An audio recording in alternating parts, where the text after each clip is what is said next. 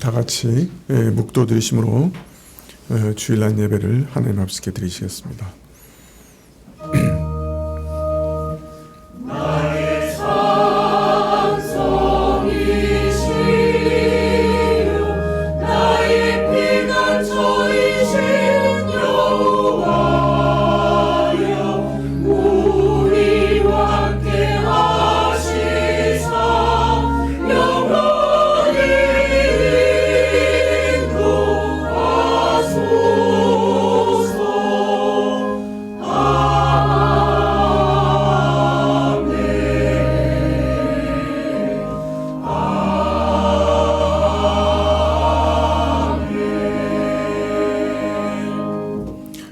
여호와께서 홍수 때 좌정하셨으며 여호와께서 영영토록 왕으로 좌정하시도다. 여호와께서 자기 백성에게 힘을 주시며 여호와께서 자기 백성에게 평강의 복을 주시리로다. 아멘. 아버지 하나님, 참 세상이 어수선하고 마치 삶이 홍수 가운데 떠내려가는 것처럼 저희 힘으로는 어떻게 조절할 수도 없고 또 제어할 수도 없는 그런 때를 만나 저희가 몹시 당황스럽습니다. 그러나 하나님께서 이 모든 것을 주관하시는 분이신 것을 믿고 또 의지하오니 우리에게 힘을 주시고 또 우리에게 평강의 복을 허락하여 주시옵소서. 예배할 때 주께서 임재해 주시고 주님 인격적으로 한 사람 한 사람 만나 주시기를 기도합니다. 하나님, 저희가 하나님을 바라보고 하나님 앞에 절하게 하옵소서. 저희 모든 죄를 사하시는 예수 그리스도의 이름으로 기도합나이다. 아멘. 찬송 7장입니다.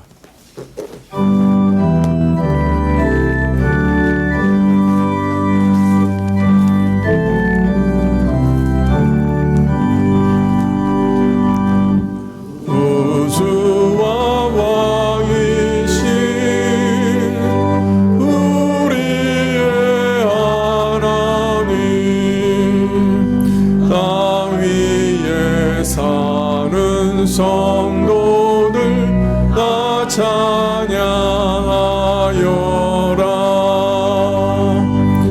권능과 지혜가 한없는 하나님, 그 위엄 영원하시니 나 찬양하여라.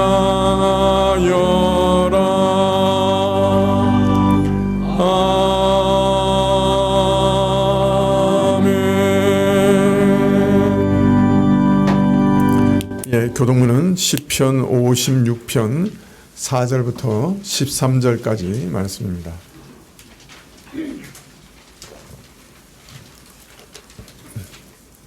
시편 56편 4절부터 13절까지 구약 841쪽입니다. 내가 하나님을 의지하고 그 말씀을 찬송할지라. 내가 하나님을 의지하였은즉 두려워 아니하리니 혈육 있는 사람이 내게 어찌하리요.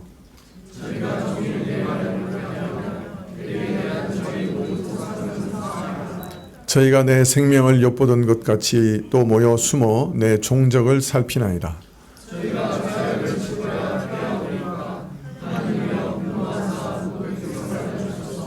나의 유리함을 주께서 계수하셨으니 나의 눈물을 주의 병에 담으소서. 이것이 주의 책에 기록되지 아니하였나이까.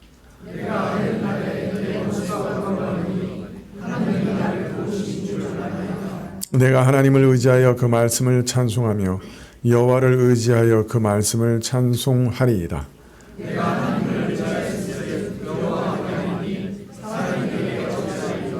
하나님이여, 내가 주께 서원함이 있사온즉 내가 감사제를 주께 드리리니 주께서 내 생명을 사망에서 건지셨으므라.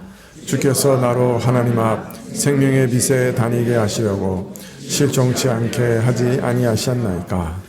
아멘. 사도신경으로 우리 신앙을 고백드리겠습니다.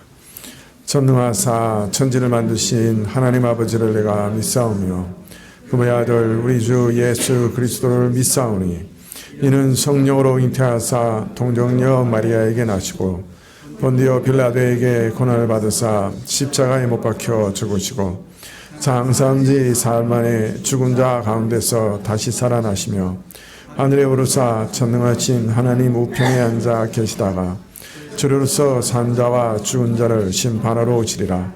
성령을 믿사오며 거룩한 공회와 성도와 서로 교통하는 것과 죄를 사하여 주시는 것과 몸이 다시 사는 것과 영원히 사는 것을 믿사옵나이다.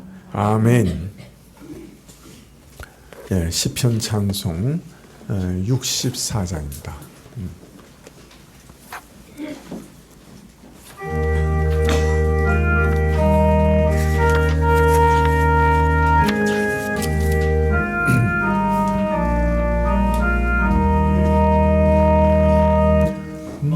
만군의 여호와여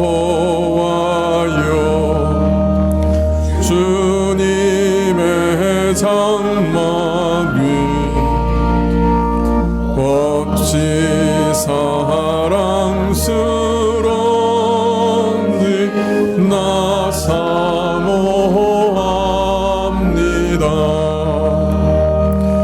내 영이 주의 전을 쇠약할 정도로 내 마음과 육체가 주께 외칩니다.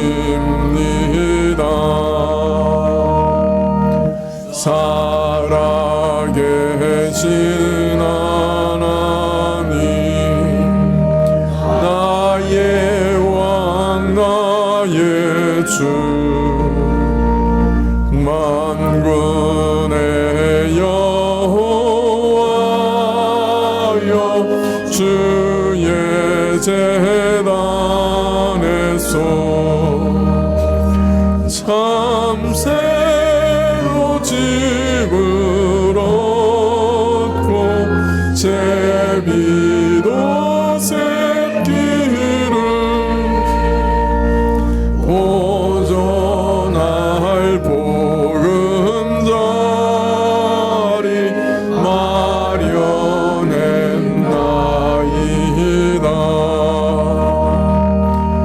주의 집에 거하며 항상 찬송하고 주께 힘을 얻으며 시온의 대로가 그 마음 속에 활짝 뚫려 있는 자는 속이는 성도로다. 할렐루야 아멘.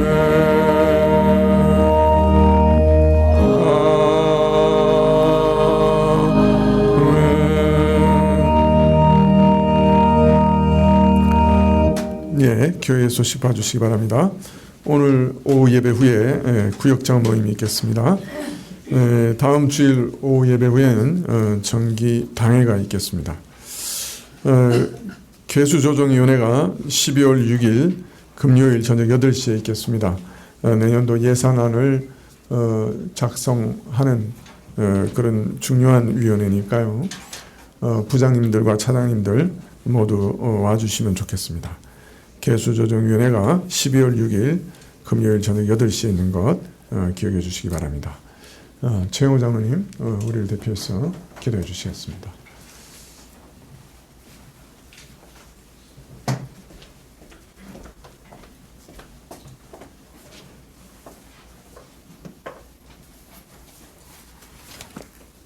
네, 같이 기도하겠습니다. 주님, 저희가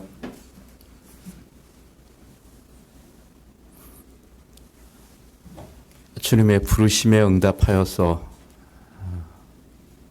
한 교회 식구로 주님 앞에 예배 자리로 나왔습니다.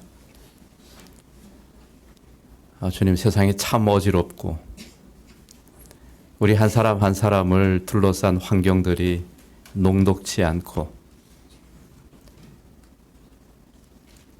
주님, 이 시대에 주님의 말씀과 주님을 노래하는 것과 주님을 찬양하는 소리가 잦아든 것 같아 마음이 아픈,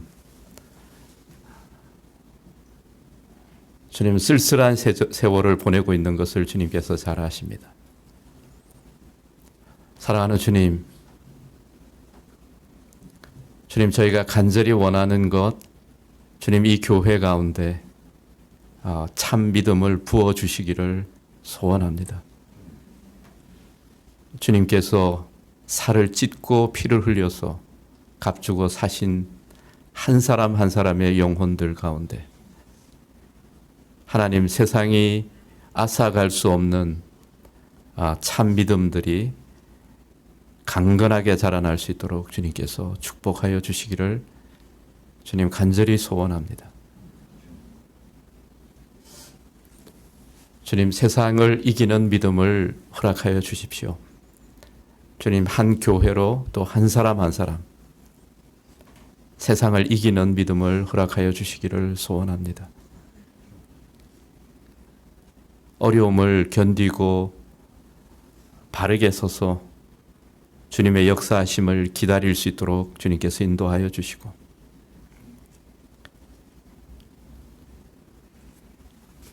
사랑하는 주님, 이 교회 가운데 죽음을 이기는 믿음을 주시기를 원합니다.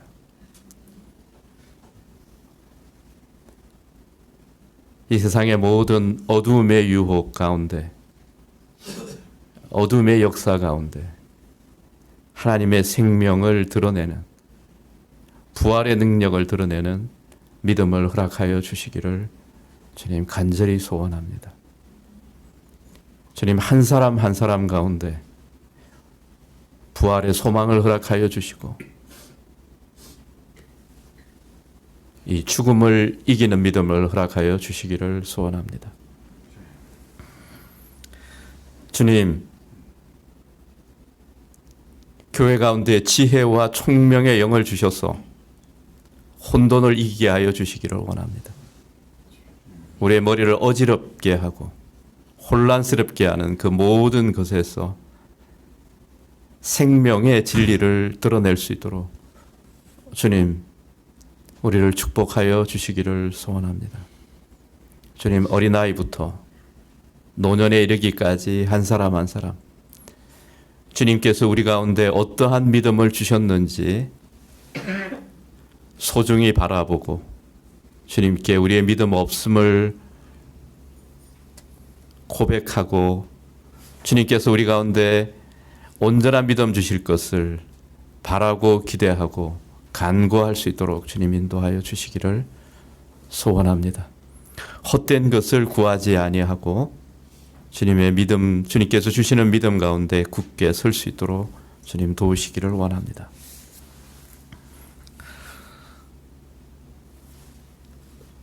주님, 세상의 유혹이 너무 크고 그 영향이 너무 강한데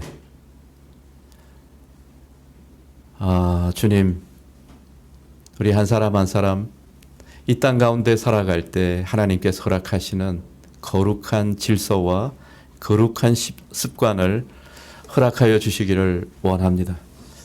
주님의 성실하심, 아침에 떠오르는 태양과 같이, 계절과 같이 주님의 그 성실하심을 따라서 우리 가운데 주님께 예배하고 기도하고 주님의 말씀 앞에 귀를 기울이고 주님의 말씀을 연구하고 주님을 찬양하고 이웃을 사랑하고 우리 삶의 아름다운 질서와 아름다운 습관들이 각자에게 아름답게 형성될 수 있도록 주님께서 축복하여 주시기를 소원합니다. 주님, 가정들마다 소박하지만 견고한 믿음의 습관들이 생기게 하여 주시고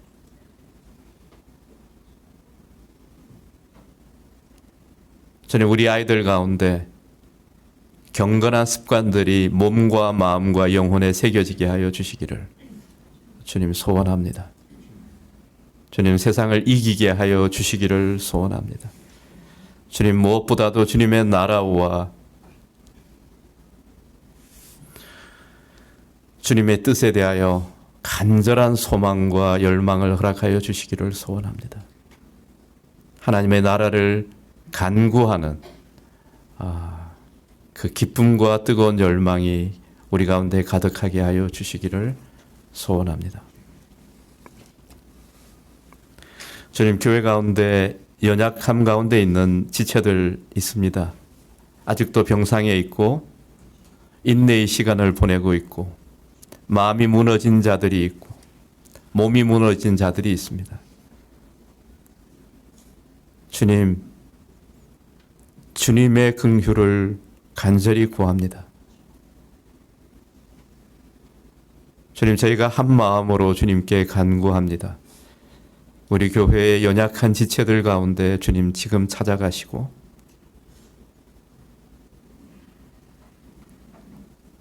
주님 생명의 역사로 그들 가운데 임재하여 주시고 마음을 일으키시고 몸을 일으키시고 주님 강건하게 주님께서 인도하여 주시기를 주님 소원합니다. 주님, 우리의 기도를 들으셔서 교회 가운데 있는 연약한 지체들을 일으켜 주시기를 소원합니다. 주님, 진로를 위하여 새롭게 나아가는 우리의 젊은이들이 있습니다. 입시를 치르고 또 결과를 기다리고 또 지원하고 또 길을 찾고 있는 자들이 있는데 주님, 한 사람 한 사람 그들의 고유한 길을 따라서 주님께서 선하시며 인자하시며 성실하신 분인 것을 드러내어 주시고 한 사람 한 사람 하나님의 인도하심과 격려와 위로와 하나님의 공급하심과 하나님의 붙들어 주시는 것을 경험할 수 있도록 주님 축복하여 주시기를 소원합니다. 주님, 이 입시뿐만 아니라 평생을 하나님께서 이들과 함께 하실 것을 주님, 우리의 젊은이들이 이 기간들을 통하여서 깨닫고 배우고 또 주님을 의지하는 믿음을 갖게 하여 주시기를 소원합니다. 사랑하는 주님, 주님, 이 땅의 교회와 이 민족에 나아갈 길을 주님께 의탁합니다. 하나님의 거룩한 도와 말씀과 생명이 충만한 나라가 되게 하여 주시고 주님, 이 땅 교회가 순결하게 주님을 예배하는 교회가 되게 하여 주시고 하나님의 뜻을 참으로 받드는 교회가 되게 하여 주시고 주님의 나라와 그의 의를 구하는 교회가 되게 하여 주시기를 소원합니다. 주님, 저희가 예배할 때 우리 가운데 거룩한 교제와 주님의 말씀과 주님의 임재를 믿고 신뢰합니다. 주님, 우리 가운데 함께하여 주시고 말씀하여 주시고 우리 가운데 거룩한 성령의 교제가 충만하게 하여 주시옵소서. 예수님의 이름으로 기도합니다.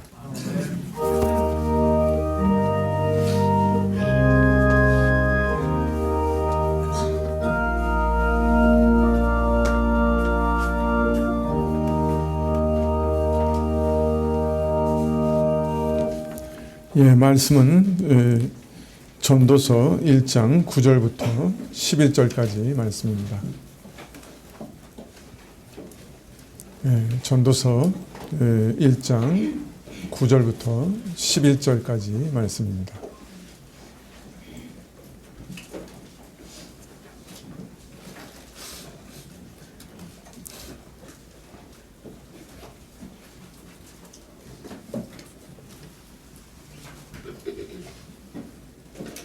예, 전도서 1장 9절부터 찾으신 줄 알고 제가 봉독해 드리겠습니다. 구약 946쪽인데요. 예, 전도서 1장 9절부터 봉독해 드리겠습니다. 이미 있던 것이 후에 다시 있겠고 이미 한 일을 후에 다시 할지라. 해 아래는 새 것이 없나니 무엇을 가리켜 이것을 보라 이것이 새 것이라 할 것이 있으랴. 우리 오래전 세대에도 이미 있었느니라. 이전 세대를 기억함이 없으니 장래 세대도 그 후 세대가 기억함이 없으리라.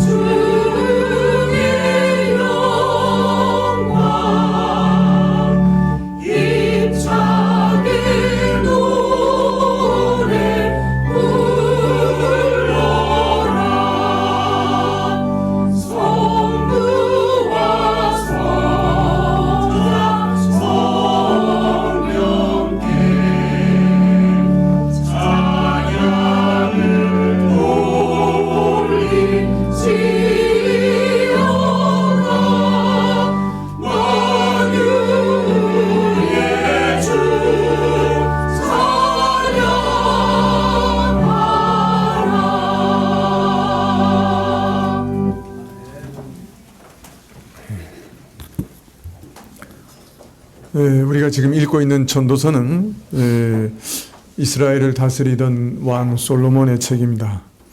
하나님으로부터 수많은 지혜를 얻었고 또 지금 하나님의 계시를 받아 하나님의 말씀을 전하는 설교자로 이 전도서를 작성하고 있습니다.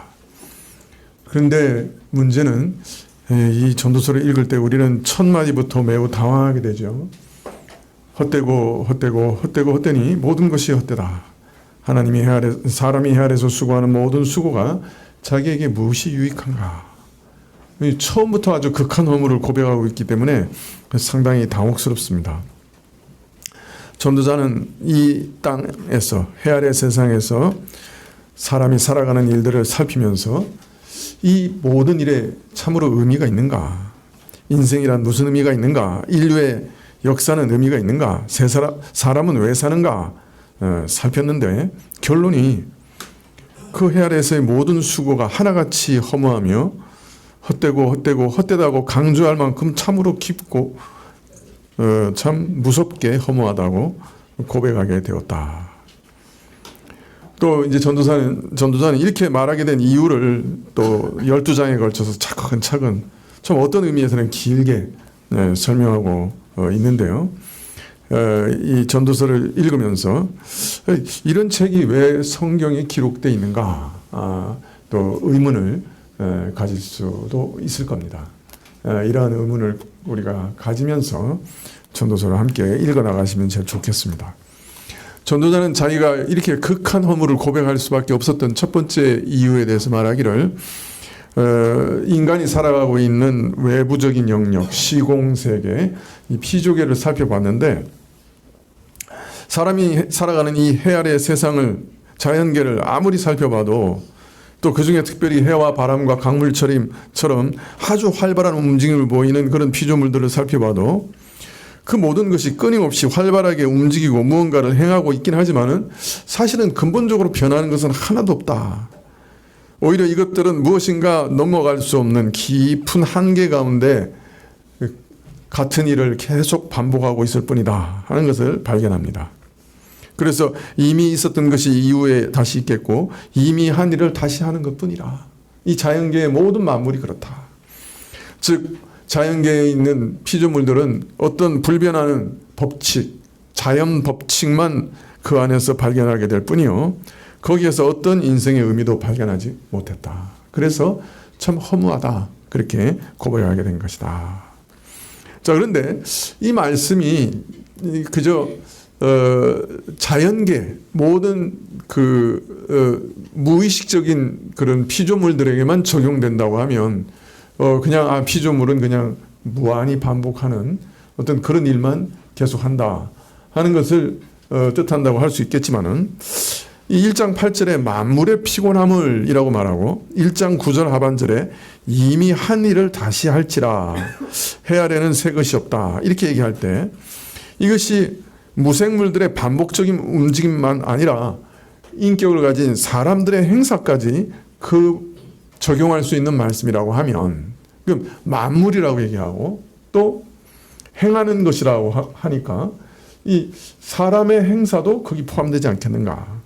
그렇게 된다고 하면 이것은 역사의 의미, 인생의 의미를 또 다른 시야로 보게 하는 아주 중요한 말씀이 될 것이다. 이렇게 말씀을 드렸습니다.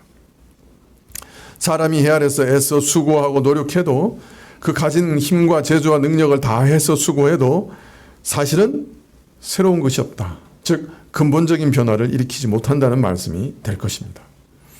사람이 아무리 노력하고 애를 써도 자기 자신의 재주와 힘과 노력으로 넘어설 수 없는 한계가 존재한다는 것이에요. 그래서 나는 내 삶을 근본적으로 바꾸지 못하고 인류는 인류의 삶을 근본적으로 바꾸지 못한다는 말씀이 될 것입니다. 그래서 이 말씀이 굉장히 좀 어떤 면에서는 사람과 역사를 보는 새로운 어떤 안목을 우리에게 제시해 준다 할 수 있습니다.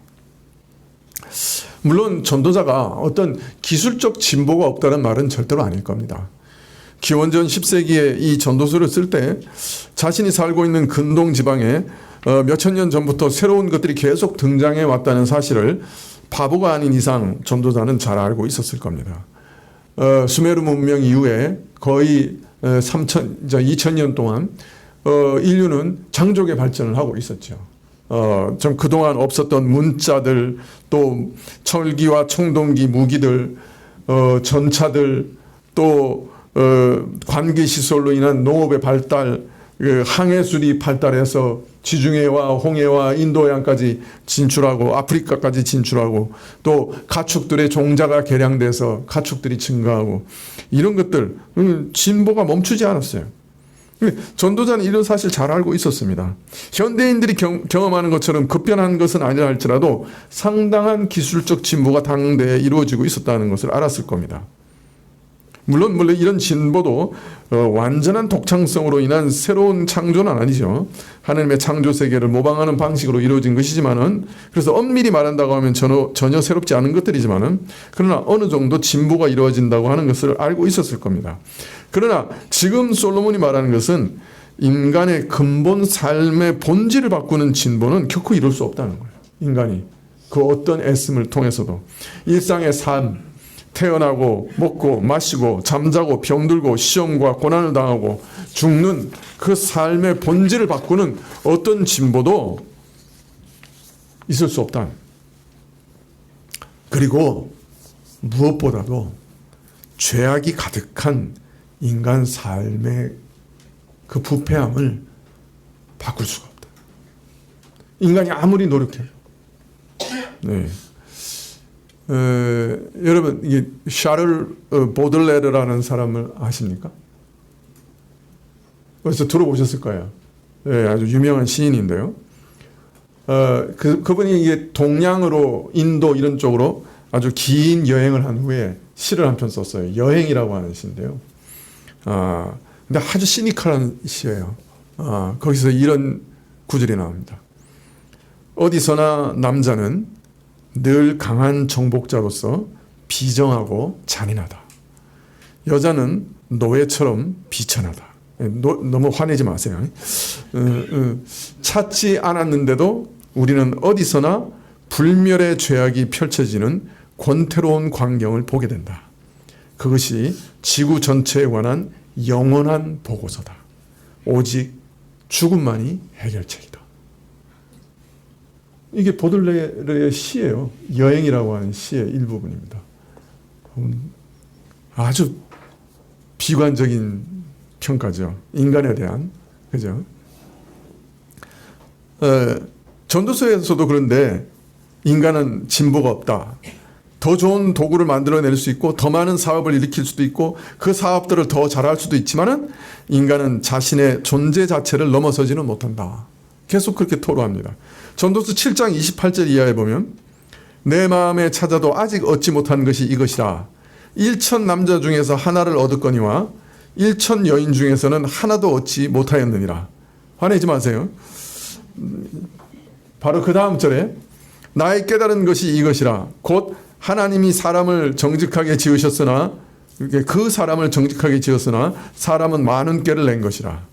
여자는 하나도 얻지 못했고 남자는 1,000명 중에 겨우 하나 얻었는데, 그런데 그 1,000명 중 얻었던 그 사람 하나를 가만히 보니까 하나님이 사람을 바르게 지으셨으나 인간이 온갖 나쁜 생각을 내더라. 즉 1,000명 중에 겨우 하나 얻은 그 남자도 하나님께서는 정직하게 지었는지 모르지만 그 자신이 많은 꾀를 내는 부패하고 아주 간교한 자에 불과하더라. 1,000명 중에 하나 건졌다는 거예요? 못 건졌다는 거예요? 예? 못 건졌다. 건진 줄 알았는데 그놈도 아주 간교한 꾀를 내는 그 부패한 놈이더라. 이제 어감을 따지면 그런 얘기예요. 네.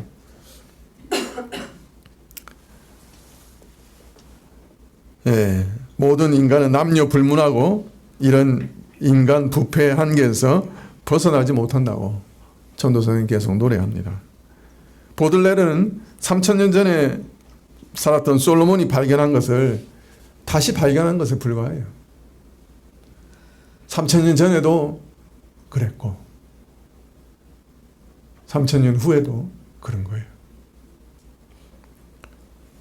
이런 인간의 부패는 달라지지 않았어요.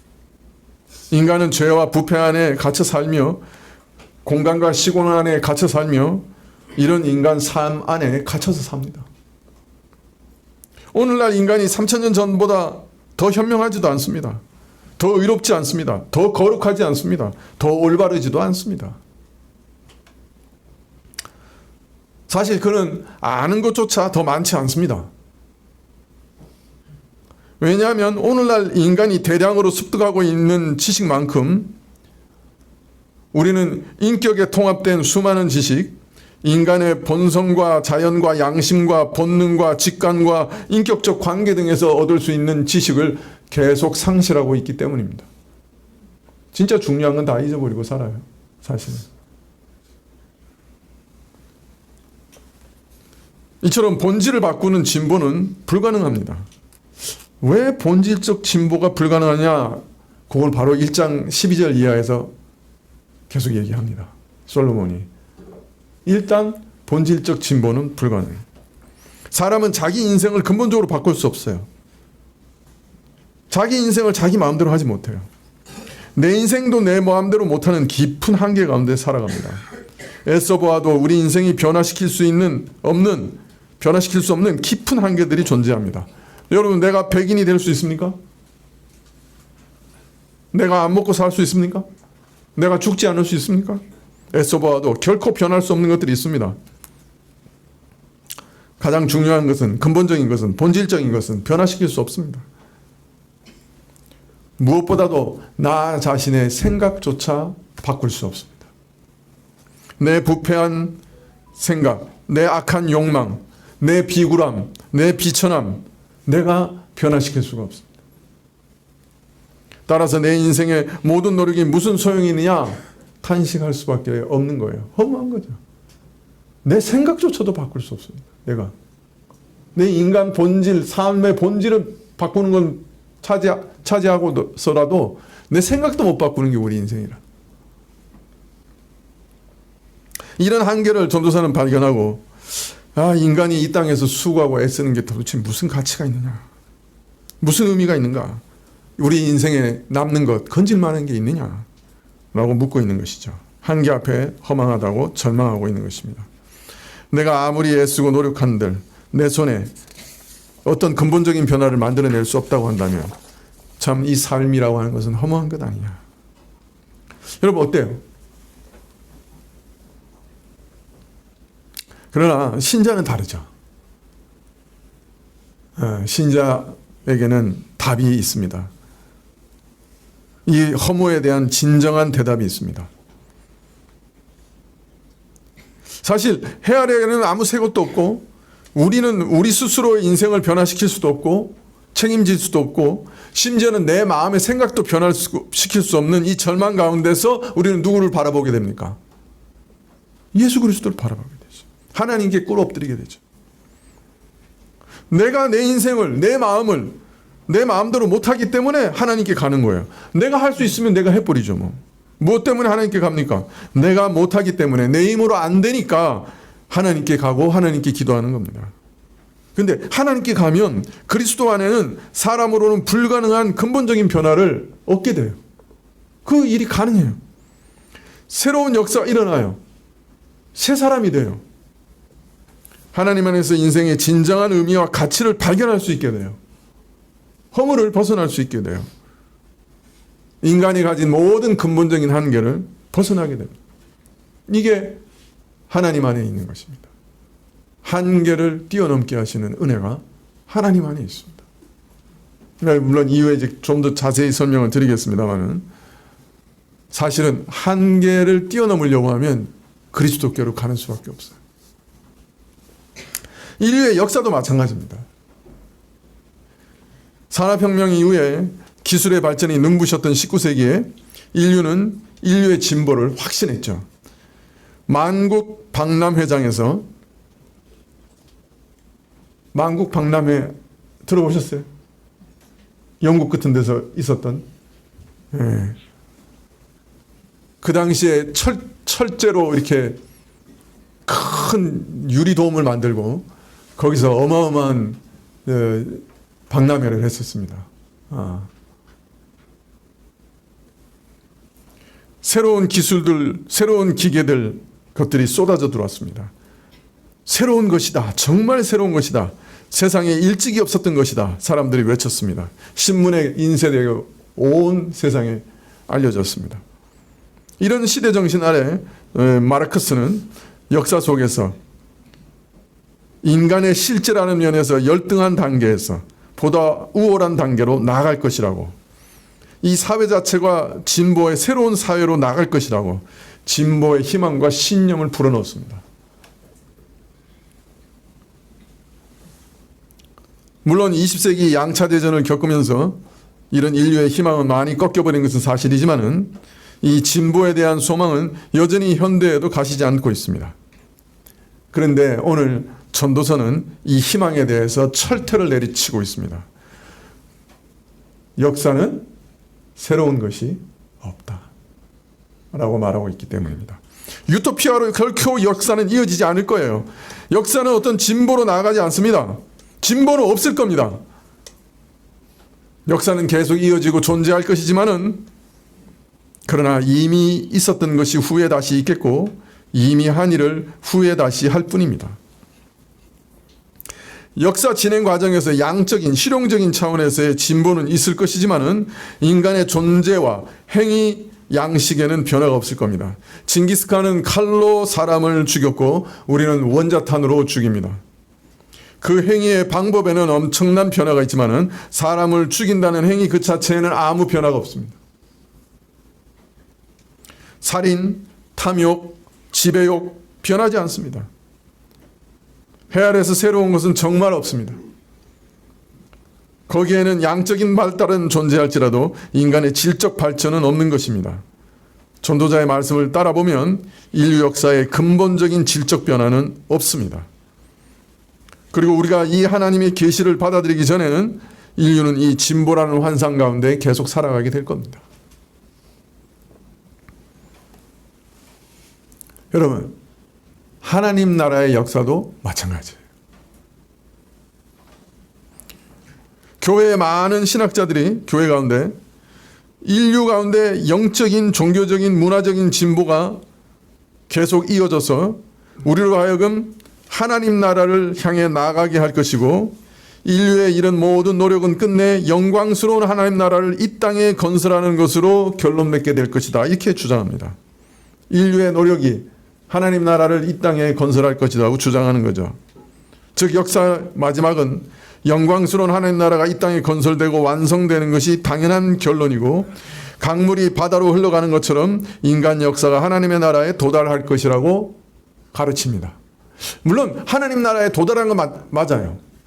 그러나 인간의 노력과 애씀과 인간의 문화적, 영적, 종교적 발전이 하나님 나라로 이어질 것이냐? 아니에요.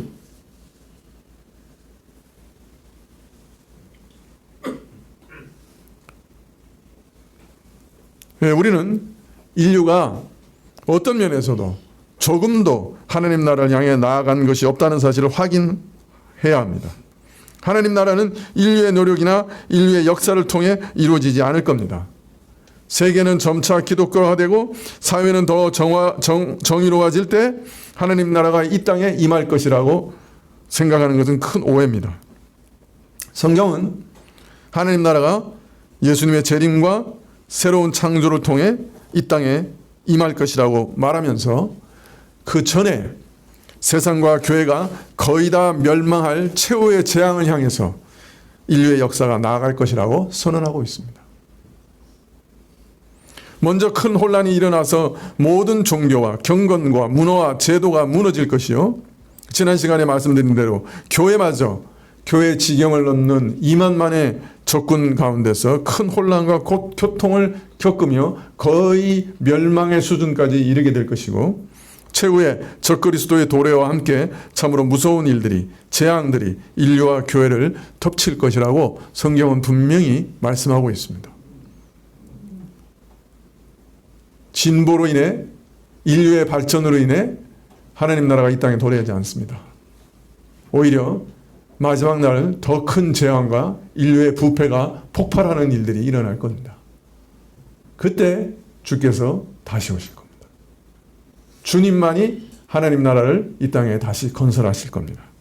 따라서 인류가 진보를 통해 하나님 나라에 다다르게 된다는 생각은 심히 어리석은 생각입니다. 심지어는 이단적이죠. 그 생각이. 하나님 나라가 분명히 도래할 겁니다. 하나님을 아는 지식이 온 인류에 퍼져나갈 겁니다. 그렇지만 인류 자체는 갱신되지 않을 겁니다. 그 부패가 새롭게 되지 않을 겁니다. 문화적으로, 종교적으로, 사회적으로 개선되고 더 훌륭해지고 더 아름다워지고 더 거룩해져서 하나님 나라가 임하는 것은 절대로 아닐 겁니다. 인류의 부패가 오히려 더 극에 이르고 폭발하게 될 겁니다. 그리고 그때 예수님께서 다시 오실 겁니다. 교회도 앞날이 밝다고 성경에 기록되어 있지 않습니다. 크게 배교하는 일이 있고 전 세계적인 배교가 있고 적그리스도와 이 교회 안에 큰 환란을 일으킬 거라고 성경은 말하고 있기 때문입니다. 자, 이처럼 진보는 없습니다. 심지어는 하나님 나라의 역사에도 진보는 없습니다. 인류 역사에도 진보는 없습니다. 자, 그러면 진보처럼 여겨지는 건 뭐냐? 10절에 무엇을 가리켜 이기를 보라 이것이 새 것이라 할 것이 있으랴 오래전 세대에도 이미 있었느니라. 정말 새로운 어떤 것이 나올 수 없느냐? 정말 불가능하냐? 그러면 오래전 세대에도 이미 있었다. 그러면 왜 새로운 것이 느껴지느냐? 새롭다고 느껴지느냐? 11절에 이전 세대를 기억함이 없으니 장래 세대도 그 후 세대가 기억함이 없으리라. 그것은 기억력이 약하기 때문이다. 그래서 새롭게 느낄 뿐이다. 이것이야말로 새로운 것이라고 말한다 할지라도 실상 그 일은 오래전 세대에 이미 있었던 것이죠. 다만 사람들이 이전 세대의 일을 기억하지 못하기 때문에 마치 듣도 보도 못한 새로운 일인 것처럼 말하는 것이다. 그 말입니다. 자, 그렇기 때문에 전도자는 진보의 이데올로기를 부정하면서도 반대의 이데올로기도 부정합니다. 반대의 이데올로기가 뭡니까? 진보의 반대는 뭡니까? 예? 지금 우리가 퇴보하고 있다는 말이죠. 저는 퇴보하고 있다는 말은 뭐예요? 옛날이 좋았다는 말이죠. 예. 그래서 과거에 더 좋은 것이 있었고 옛날이 황금기였다. 그리고 우리는 쇠퇴하고 있다. 이 말도 틀렸다는 거예요. 예, 그래서 전도서 7장 10절에 보면 이렇게 얘기합니다. 옛날이 오늘보다 나은 것이 어쩌미냐 하지 말라. 이렇게 묻는 것이 지혜가 아니라 인류의 황금기라든지 행복했던 과거의 유토피아라는 말을 신뢰하는 것은 터무니없다. 아주 간단하게 부정해버립니다. 여러분 지금 사실 제가 이 설교를 여러분한테 해야 되나 말아야 되나 많이 망설였어요. 여러분 별로 관심 없을 거 아니에요. 이런 얘기. 여러분 지금 직접적인 삶에 무슨 유익이 있어요? 이런 설교가. 그러나 사실 이런 거대한 역사관이 여러분 안에 이렇게 잘 갖춰져 있으면 속지 않을 일들이 많이 있을 거예요. 현혹되지 않을 거예요. 많은 부분에서.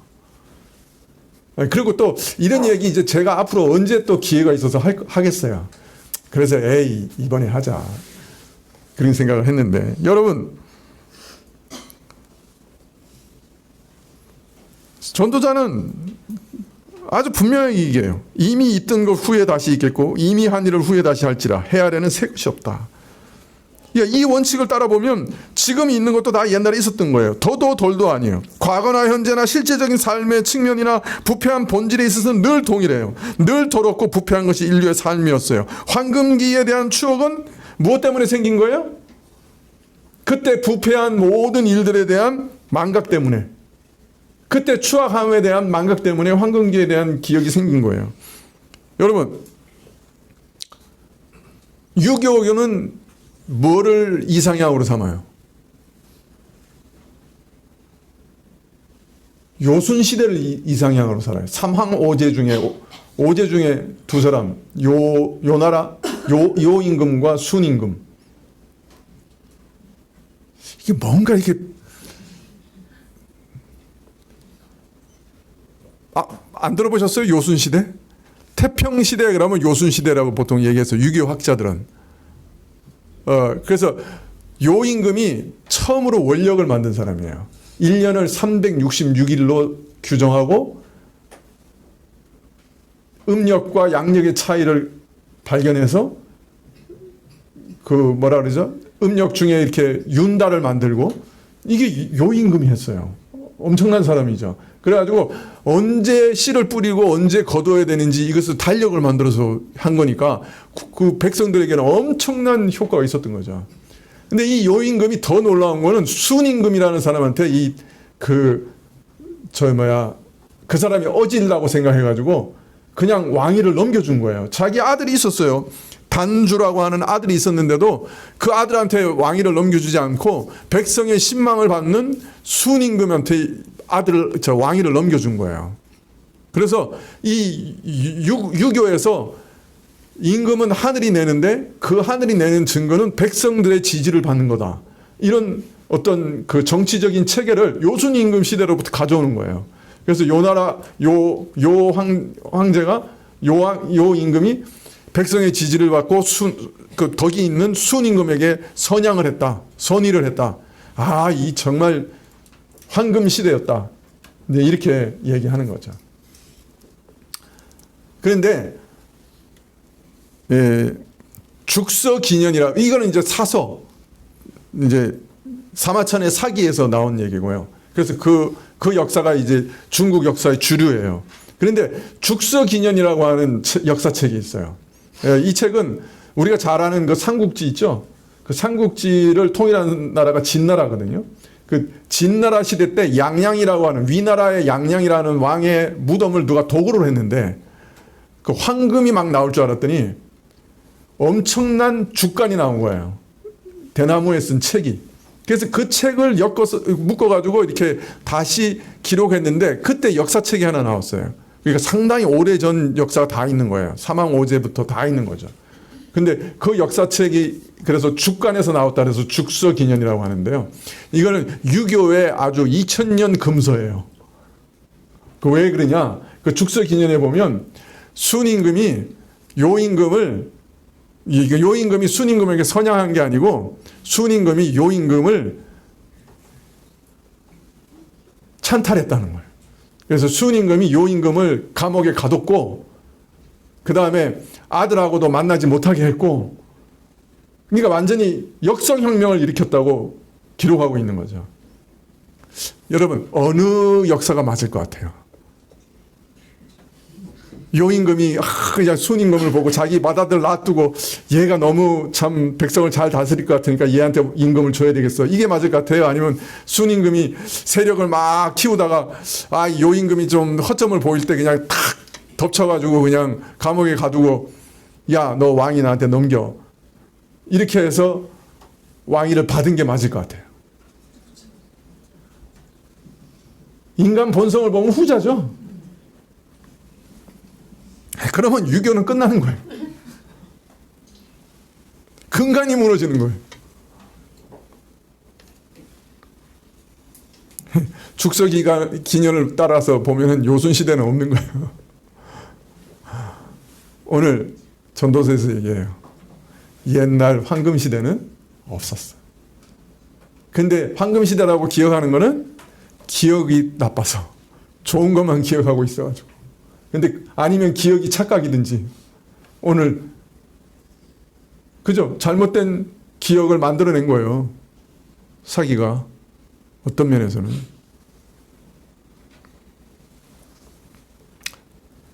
우리는 집단적으로나 개인적으로나 옛날을 동경할 필요가 없다. 자, 그런데 이 말씀을 또 다른 측면에서 인류 역사에 적용할 수 있어요. 그것은 바로 역사의 예측 불가능성입니다. 나중에 있을 일이 이미 있었던 일이 된다고 하면 사람들은 일어날 일을 틀림없이 미리 예측할 수 있지 않을까 기대할 수 있습니다. 이제 역사를 잘 연구하면 우리가 역사의 과오를 다시 되풀이하지 않고 미래에는 더 발전적인 역사를 만들어갈 수 있지 않을까 이렇게 생각합니다. 전혀 아니에요. 왜? 먼저 이전 세대에 대한 진정한 기억이 다음 세대에 없어요. 우리는 과거의 일에서 장래에 대한 어떤 결과나 교훈도 얻어낼 수 없어요. 왜냐하면 과거 일에 대해서 겉으로만 알고 있기 때문에, 단편적인 증언들만 가지고 있기 때문에, 가공의 이야기만은 얻을 수 있기 때문에, 진리를 알 수 없기 때문에. 왜? 전도서 1장 11절 말씀대로 이전 세대를 기억함이 없기 때문에, 모든 것이 망각되기 때문에. 이미 있던 일이 나중에 있게 될 것은 맞습니다. 그러나 이미 있었던 일은 지혜자의 삶이건 우매자의 삶이건 좋은 사례건 나쁜 사례건 망각 속에 기억할 수 없게 되는 것도 마찬가지입니다. 그래서 뒤에 오는 사람은 예전에 있었던 일을 또 다시 반복할 뿐입니다. 그래서 1장 9절에 이미 있었던 것이 후에 다시 있겠고 이미 한 일을 후에 다시 할지라 헤아려는 새 것이 없다. 예전 일을 성찰하여 교훈을 얻고 어리석은 일들을 반복하지 않는 것이 아니라 단순히 또 반복할 뿐이라. 그런 면에서 새 것은 없습니다. 우리 뒤를 이어 다음 세대가 모든 것을 주관하게 될 것이지만은 우리는 그 세대가 지혜로울지 어리석을지 알 수 없지만은 애석하게도 우리는 그 세대가 우리 경험에서 아무런 이득도 취하지 못할 것이라는 사실을 확실히 알고 있기 때문에 기대가 되지 않는 것이죠. 왜냐하면 우리 경험도 망각될 것이기 때문입니다. 끝났네. 역사학과.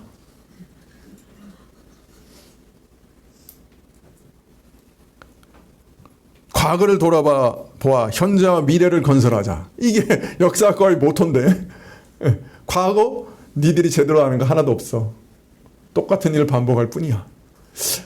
제가 정말 역사학과를 갈까 말까 엄청 고민했는데 이 전도서 보니까 안 가길 참 잘한 것 같아요. 혹시 역사학과 계시면 미안해요. 꽝이에요. 미래는 예측 불가능하고 과거는 망각되고 찰나 같은 현재만 남아 있어요. 참 허무한 인생이에요. 허무한 인류 역사예요.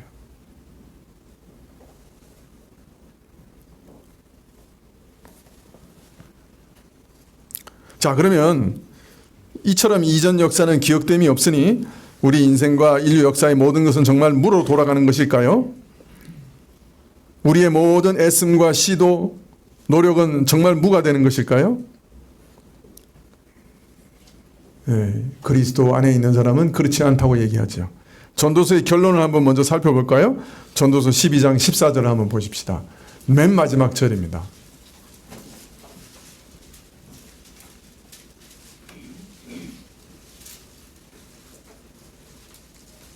우리 한번 같이 읽어볼까요? 시작. 하나님은 모든 행위와 모든 은밀한 일을 선악간에 심판하시리라. 여러분, 지금은 만사가 다 감추어져 있고 잊혀져 있어요. 그러나 진면목이 드러날 때가 옵니다. 모든 것이, 모든 행위, 모든 은밀한 일이 드러날 겁니다. 그리고 제대로 평가받을 겁니다. 선악간이라고 했죠. 선한 것에 대한 합당한 보응이 있고 악한 것에 대한 합당한 보응이 있습니다. 신자는 하나님이 심판대에 나갈 될 겁니다. 신자도. 그렇지만 그것은 신자의 죄를 보응받는 심판대는 아닙니다. 그의 선함을 보응받는 심판대가 될 겁니다.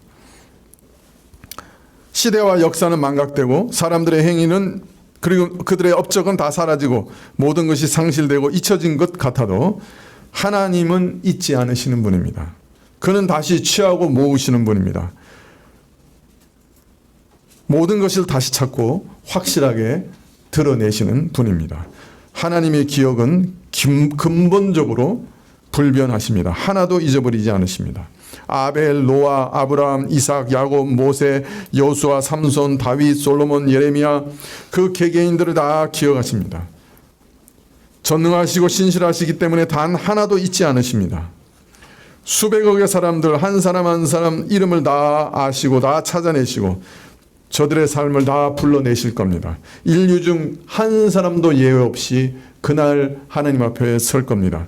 저들의 모든 은밀한 행위들, 그 마음의 한순간 한순간 지나간 모든 생각들까지 하나님 앞에서는 다 드러날 겁니다. 그리고 공정한 심판을 받을 겁니다. 여러분, 우리 인간은 다 망각하고 잊어버리지만 하나님은 단 하나도 잊어버리지 않으신다는 이 사실 때문에 우리는 구원이 반드시 필요합니다.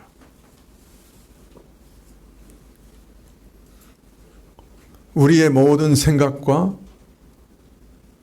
우리의 모든 행위와 내 은밀한 삶 속의 행위들, 내 마음속에서 스쳐 지나간 생각까지 하나도 남김없이 다 드러내서 하나님 앞에서 심판을 받는다고 하면 우리는 어떤 상황이 될까요?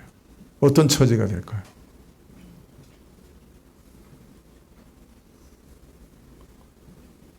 저는 그렇게 생각합니다. 아마 지옥 밑바닥에 떨어지겠지. 여러분, 그래서 구원이 필요합니다. 심판이 있기 때문에, 엄중한 심판이 있기 때문에 그리스도를 믿어야 합니다. 심판을 모면해야 됩니다. 사실은 이 심판이 없다면 구원도 필요 없어요. 그러나 심판이 있기 때문에 구원도 필요합니다. 여러분, 컴퓨터에 여러분이 한 번이라도 타이핑을 친 거는 영원히 있다며요. 디스크 드라이브 망치로 두르고 패도 그 속에 다 기록돼 있다며요. 여러분 인터넷상에서 한 번이라도 쳐놓은 거는 다 어디 기록돼 있다는데요. 맞아요? 네? 어디 기록돼 있다며요. 서버에 어디 기록돼 있든지 뭐 어디에 있든지. 내가 지운다고 해서 지워지는 게 아니라는데, 여러분이 인터넷에서 한 모든 일을 나는 알고 있다 라고 말할 수 있는 사람이 있을 수 있어요. 여러분이 인터넷에서 한 모든 일들이 지금 여러분 서버에 기록되어 있어요.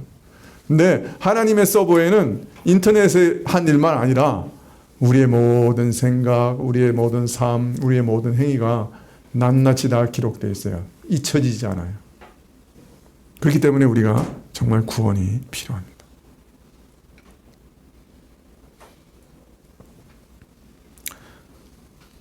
때문에 이 심판 때문에 또 우리는 매일 주의 일을 위해 더욱 힘쓰는 자들이 되어야 됩니다. 왜냐하면 선한 일과 악한 일은 공정한 보응을 받을 것이기 때문에 그렇습니다. 그래서 신자들은 경고하고 흔들리지 말고 주의 일에 힘쓰는 자가 되라고 바울은 우리에게 말하고 있습니다. 왜? 우리의 수고가 주 안에서 결코 헛되지 않을 것이기 때문에. 결코 헛되지 않을 것이기 때문에. 우리가 행한 모든 일은 결코 헛되지 않을 것입니다. 우리가 행한 모든 죄와 잘못은 그리스도의 보혈로 싹 다 지워질 거예요. 오 할렐루야. 진짜 지워질 거예요. 이게 하나님의 전능하심이에요. 망각의 능력도 있으세요, 하나님. 절대로 안 지워지는데 그리스도의 보혈 안에서는 다 지워진다. 그리고 우리가 그리스도 안에서 행한 모든 아름다운 일, 하나님을 사랑하고 이웃을 사랑한 모든 일은 영원히 남을 거예요. 영원히 공정한 보답을 받을 거예요. 그래서 주 안에서 모든 수고가 헛되지 않을 겁니다. 네, 오늘 전도서가 말씀하시는 역사관이 이것입니다. 사람 안에서는, 이 땅 안에서는 이렇게 허무하지만은 마지막에 전도자가 환히 비춰주는 것은 하나님 안에서는 그렇지 않다. 하나님 안에서는 영원히 기억된다 하는 것을 전도서는 우리에게 알려주고 있습니다. 기도하시겠습니다.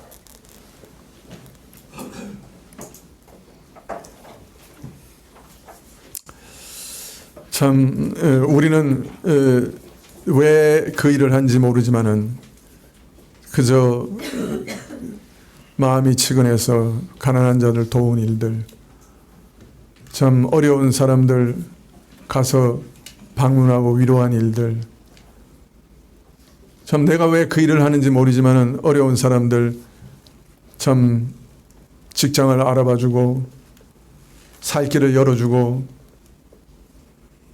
사람들을 소개해주고 그런 모든 애쓴 일들, 교회에 나와서 성도들을 위해서 기도한 모든 일들, 참 얼마 되지 않지만은 헌금하고 가난한 자들을 위해 또 먼 나라의 궁핍한 자들을 위해 쓰여진 일들 우리는 다 잊어버려도 하나님은 다 기억하시고 마지막 날 보응하신다 하셨습니다. 주님께서 그날에 그리스도 안에서 우리가 담대함을 얻게 하시고 그날에 진정 담대함과 당당함으로 주의 심판정 앞에 서게 하시기를 이 시간 다시금 기도하옵고 저희로 그리스도 안에 있고 그리스도가 내 안에 있어 그리스도의 의가 그날에 우리의 면류관이 되게 하시기를 다시금 기도하옵고 예수님의 이름으로 기도합나이다. 아멘. 376장 찬송하시겠습니다.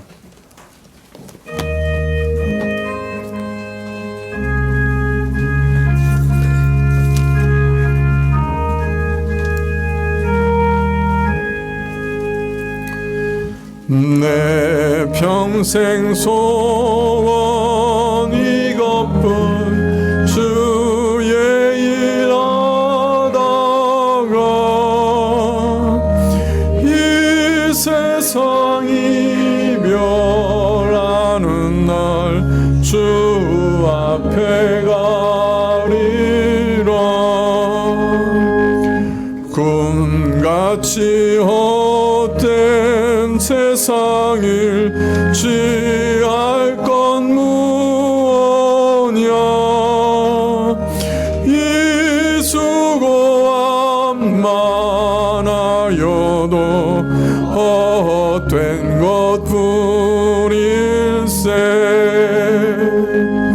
불같은 시험 많으나 겁내지 맙시다.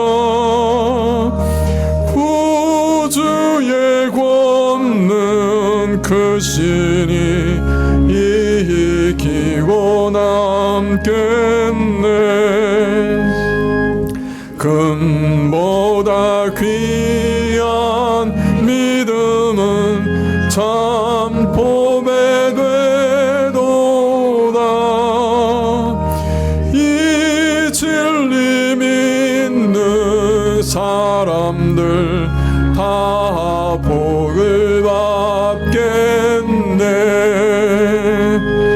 살같이 빠른 광음을 주 위에 앞기세. 온 몸과 마음을 바치고 힘써서 일하세.